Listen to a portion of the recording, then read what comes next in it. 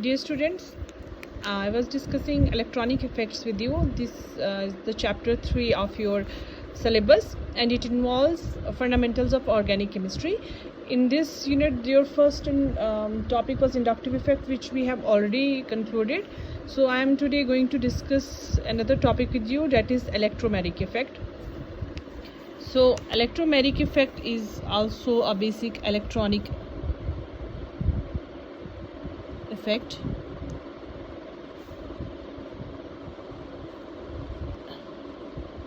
So this is also basically displacement of electrons. You know, whenever in organic chemistry an reaction takes place, it basically involves movement of electrons. Either electrons join together and form a bond, or a bond is broken, or electrons move from one position to another position. Basically, reaction is nothing but just the movement of electrons. So there are certain effects which are at play in many organic chemistry reactions. First, you have studied inductive effect. Today I'm going to discuss another one new, that is electromeric effect. I'm sure you must have heard about it, or you must be knowing about it already, but still I would like you to pay attention to what I'm about to discuss with you. And another important thing is that whatever material I have already shared with you, please keep that handy with you while discussing while listening to this video. So electromeric effect is basically displacement of electrons. Just like inductive effect, it involves displacement of electrons. So this displacement of electrons, first of all, it takes place under the influence of an attacking reagent.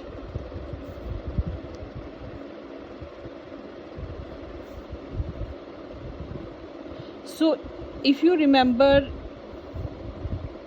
inductive effect, you must be knowing that in that I did not mention any attacking reagent. I just told you that that effect is inherent quality of every molecule. So but in this case, this electromeric effect is not inherent in a molecule, but it is generated or it is evoked in response to an attacking reagent. When there is a molecule, it's stable in its own condition, but when you add a reagent, it can be in the form of a solvent or a catalyst or another molecule which reacts with it, so that acts as an attacking reagent.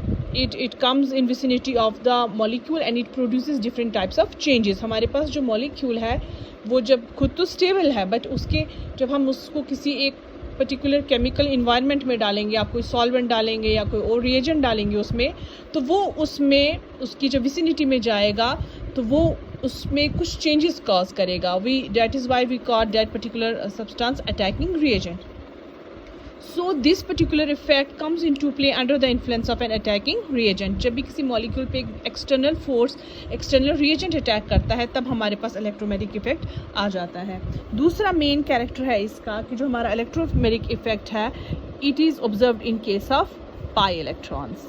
So if you remember inductive effect, that was in case of sigma electrons, but electromeric effect is observed in case of pi electrons. Pi electrons आपकी कौन सी होगी? Double bond, triple bond जो आपकी bonds होती हैं, those are pi electrons. And this is a temporary effect. Temporary का मतलब है कि as long as attacking reagent is there, this effect is active. But the moment we withdraw the attacking reagent or the attacking reagent is removed, you will find that this effect is gone. So this effect ये तभी तक रहता है जब तक हमारे पास attacking reagent जो है वो मॉलिक्यूल में पे अटैक करता है या जब तक वो मॉलिक्यूल में रहता है. द मोमेंट आप अटैकिंग रिएजेंट को रिमूव करेंगे, molecule will regain it's neutrality या इसकी इलेक्ट्रॉनिक डिस्प्लेसमेंट जो है वो ख़त्म हो जाएगी. तो हमारे पास इलेक्ट्रोमेरिक इफेक्ट ऑब्वियसली अगर पाई इलेक्ट्रॉन्स के सामने में होता है तो it takes place only in those molecules which have multiple bonds. तो आप उन मॉलिक्यूल्स में इसको नहीं देखेंगे जिनमें मल्टीपल बॉन्ड्स नहीं होती हैं. जैसे कि आपके सैचुरेटेड मॉलिक्यूल्स हैं, आपके हाइड्रोकार्बन्स हैं, those hydrocarbons which are saturated hydrocarbons, उनमें आप जो है इलेक्ट्रोमेरिक इफेक्ट नहीं देखेंगे. इलेक्ट्रोमेरिक इफेक्ट देखने के लिए आपको पाई इलेक्ट्रॉन्स का होना ज़रूरी है. तो पाई इलेक्ट्रॉन के बारे अभी तक इलेक्ट्रोमेरिक इफेक्ट के बारे में हमने क्या देखा? हमने देखा सबसे पहली बात ये कि इलेक्ट्रॉनिक डिस्प्लेसमेंट है, involves migration of electrons. Which electrons? Pi electrons. So that means there should be multiple bonds, and this effect is generated in the response to the to an attacking reagent. When there is an attacking reagent, only then this effect comes into play.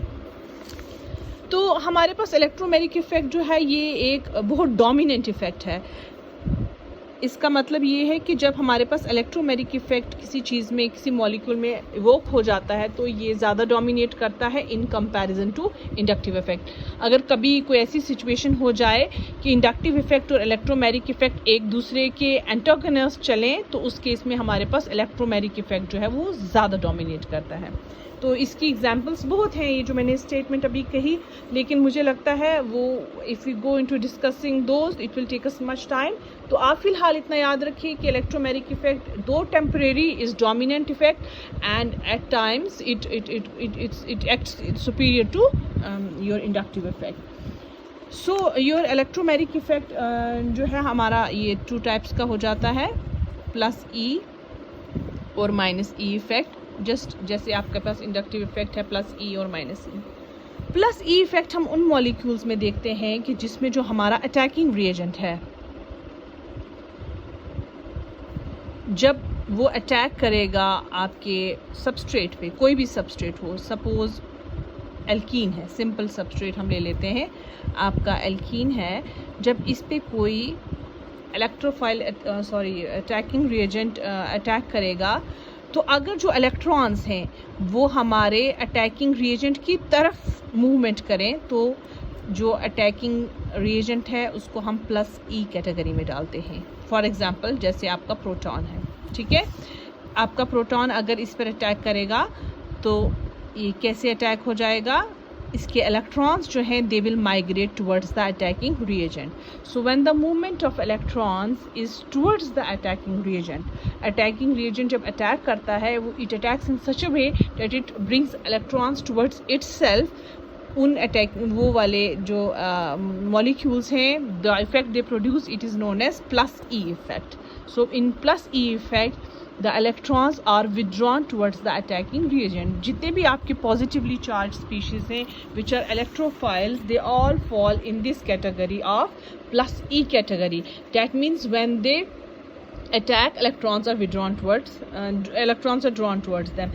देखिए जो आपके ये molecule हैं, जैसे कि ये है, जैसे प्रोटॉन है, जब इसमें प्रोटॉन आ जाएगा तो आपके पास इसके इलेक्ट्रॉन्स प्रोटॉन की तरफ आ जाएंगे and we will see something like this H और यहाँ पर पॉजिटिव चार्ज हो जाएगा।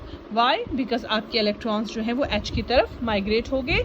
अब इस कार्बन के पास जो है 6 ही इलेक्ट्रॉन्स हैं और इसके पास इलेक्ट्रॉन्स की कमी है, तो उसकी वजह से इसके पास क्या है, it has only 6 electrons in its valence shell और ये कार्बोकेटाइन बन गए, ठीक है। तो इस केस में जो हमारा अटैकिंग रिएजेंट है इसने यहाँ पर क्या कर दिया, पॉजिटिव चार्ज जनरेट कर दिया। तो देखिए जो इलेक्ट्रोमेरिक इफेक्ट है ना, इसमें कंप्लीट ट्रांसफ़र ऑफ इलेक्ट्रॉन्स होती है, पार्शियल ट्रांसफ़र ऑफ इलेक्ट्रॉन्स नहीं है। इंडक्टिव इफेक्ट में आपकी there is a partial transfer of electrons, development of charge जो है वो उसमें कंप्लीट नहीं होता, इसमें कंप्लीट डेवलपमेंट ऑफ चार्ज है। तो आप देखिए यहाँ पर full fledged we have a positively charge species. तो इस टाइप ऑफ अटैक जिसमें इलेक्ट्रॉन्स जो है वो पॉजिटिवली चार्ज अटैकिंग रिएजेंट है और इलेक्ट्रॉन्स उसकी तरफ चले जाते हैं, उसको हम बोलते हैं प्लस ई इफेक्ट। और जो हमारा माइनस ई इफेक्ट है, इसमें क्या हो जाता है कि जो हमारे इलेक्ट्रॉन्स हैं वो हमारा अटैकिंग रिएजेंट इसमें नेगेटिवली चार्ज होता है और वो क्या करता है, न्यूक्लियोफाइल की तरफ जाता है। तो इस केस में जो इलेक्ट्रॉन्स हैं they go away from the attacking reagent. जैसे कि कोई भी नेगेटिवली चार्ज स्पीशीज़ जो है वो इस कार्बोनिल कार्बन पे अटैक करेगी, it attacks here.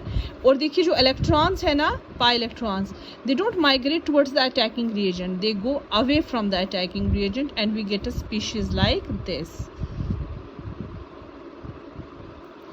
O negative। इसमें charge it went away from the attacking reagent.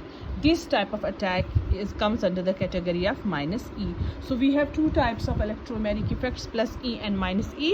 जो plus E है उसमें attacking reagent एक electrophile होता है और जो minus E है उसमें attacking reagent एक nucleophile होता है। जो electromeric effects हैं, these are very common effects, you will see them in every organic reaction। Whenever there is a double bond, चाहे वो आपकी कंजुगेशन में हो या किसी भी चीज़ में हो, आप जब भी उसमें मूवमेंट ऑफ इलेक्ट्रॉन्स देखें under the influence of an external attacking reagent, that is इलेक्ट्रोमैटिक effect. Electromagnetic effect is movement of pi electrons under the influence of an attacking reagent. So this effect is temporary and it is caused due to the attack of an attacking reagent, and as soon as the attacking reagent is moved, this effect it disappears. So it's very simple concept.